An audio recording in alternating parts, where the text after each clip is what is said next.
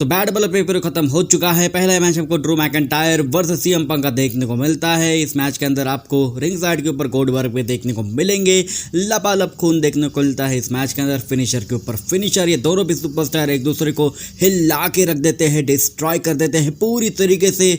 दोनों एक दूसरे की जान लेने पर तुले हुए थे, लेकिन हमको पता था कि इस मैच के अंदर क्या होने वाला है। इस मैच के अंदर हमको लास्ट मोमेंट पर क्लेमर की हिट होते हुए दिखा देती है, लेकिन स्टील स्पोर्ट के ऊपर जाकर पहुंच जाते हैं ड्रू मैकइंटायर। उसके बाद ड्रू मैकइंटायर के मुंह में घुसेड़ देते हैं वो ब्रेसलेट के मनी, और देन उसके बाद अपना फिनिशर लगा देते हैं। उससे पहले वो अपने यहाँ पर थाइस के ऊपर बांध देते हैं सीएम पंक चैन को, और वहीं पर उनका जीटीएस फिनिशर हिट कर देते हैं बराबर तरीके से इज्जत के साथ। इस मैच के अंदर वॉरियर के जैसा अपना हाल कर लेते हैं ड्रू मैकइंटायर, लेकिन इस मैच के अंदर उनको हार का सामना करना पड़ सकता है, यानी कि पड़ता है सीएम पंक के सामने। और सीएम पंक ने पूरी तरीके से डिस्ट्रॉय करके हरा दिया है ड्रू मैकइंटायर को।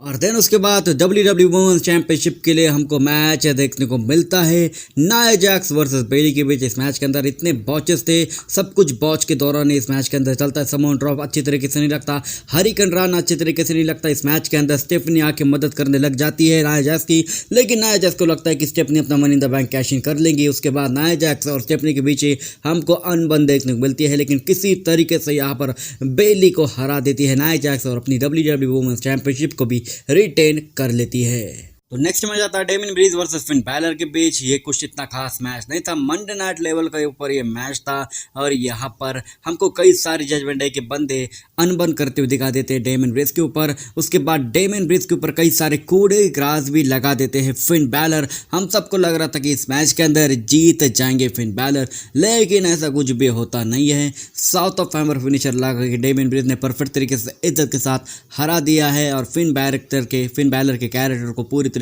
से तबाह कर दिया है। और देन उसके बाद द गेम ट्रिपल एच हमको रिंग के अंदर दिखाई देते हैं। वो अनाउंस करते हैं ग्रेटेस्ट रॉयल रंबल की चैंपियनशिप। उसी तरीके से की चैंपियनशिप वो क्राउन जूल के लिए अनाउंस करते हैं। क्राउन जूल के अंदर कोई भी चैंपियन अपनी चैंपियनशिप को डिफेंड नहीं करेंगे, ऐसा बोलते हैं ट्रिपल एच, लेकिन इस चैंपियनशिप के लिए उनको लड़ाई करनी पड़ सकती है। देन उसके बाद द रिंग जनरल गुंतर आते हैं। वो बोलते हैं कि मैंने कहा था मेरा फेवरेट खिलाड़ी है गोल्डबर्ग, लेकिन तू बिल्कुल भी नहीं है, तुझे रेसल करना बिल्कुल भी नहीं आता था। खुद गोल्डबर्ग के बारे में गुंथर बोलते हैं। और देन उसके बाद गोल्डबर्ग की सटक आती है। सटक जाने के बाद गोल्डबर्ग रिंग के अंदर आने की कोशिश करते हैं, लेकिन सिक्योरिटी गार्ड बीच में आ जाते हैं। देन उसके बाद सैमी ज़ैन फायदा उठाते हैं, वो गुंथर को पूरी तरीके से डिस्ट्रॉय करके सेपरेट कर लेते हैं। और देन उसके बाद the game triple H hand raise करते हैं गोल्डबर्ग का, और मुझे लगता है कि ये चैंपियनशिप गोल्डबर्ग ही जीतने वाले हैं। और देन उसके बाद आता है शो के ऊपर shark cage match women's world championship के लिए रिया रिप्ली और लिव मॉर्गन के बीच। इस मैच के अंदर शार्क केज के अंदर फंस चुके थे डोमिनिक मिस्टीरियो। शार्क केज के बाहर वो निकल भी आते हैं, और वहाँ से वो गिरने की कोशिश करते हैं, लेकिन किसी तरीके से जंजीरों में वो गिर जाते हैं। पीछे से अटैक कर देती है रकेल रॉड्रिग्यूज यहाँ पर रिया रिप्ली के ऊपर, और परफेक्ट तरीके से इज्जत के साथ डिस्क्वालिफिकेशन के साथ इस मैच के अंदर वुमेन्स वर्ल्ड चैंपियनशिप को रिटेन कर लेती है लिव मॉर्गन अपनी चैंपियनशिप को। किसकी मदद से? रकेल रॉड्रिग्यूज की मदद से।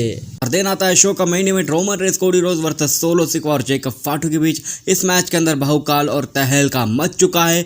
जो हम सोच रहे थे वही इस मैच के अंदर डिलीवर हो चुका है। पहले तो कोडी रोज और रोमन रेंस काफ़ी ज़्यादा पिटते हैं जेकब फाटू से। देन उसके बाद लास्ट मोमेंट पर यहाँ पर ठिकाने लगा देते हैं, लिटरली ठिकाने लगा देते हैं जेकब फाटू को कोडी रोज, उनके ऊपर वो गिर जाते हैं। और देन उसके बाद जिमी ऊसो की एंट्री होती है। जिमी ऊसो मास्क पहन के आए हुए थे हथरुमाल से, और देन उसके बाद वो टामाटुआ और टामालोवा के ऊपर अटैक कर देते हैं सुपर किक के सहारे, और आउट ऑफ नोवेयर यहाँ पर जिमी ऊसो अपना मास्क हटा देते हैं। सोलो सिक्वा पूरी तरीके से शॉक, खतरनाक तरीके से स्पीयर आता है रोमन रेंस का, और यहाँ पर उन्होंने हरा दिया है जेकब फाटू और सोलो सिक्वा को। और कोडी रोज और रोमन रेंस की टीम यहाँ पर जीत चुकी है। और देन उसके बाद यहाँ पर गले भी मिलते हैं, सोलो सिक्वा नहीं बल्कि रोमन रेंस और जिमी ऊसो। देन उसके बाद रोमन रेंस और जिमी ऊसो जा रहे होते हैं रिंग साइड के ऊपर यानी कि बैक स्टेज, और वहां पर पीछे से अटैक कर देते हैं कोडी रोज के ऊपर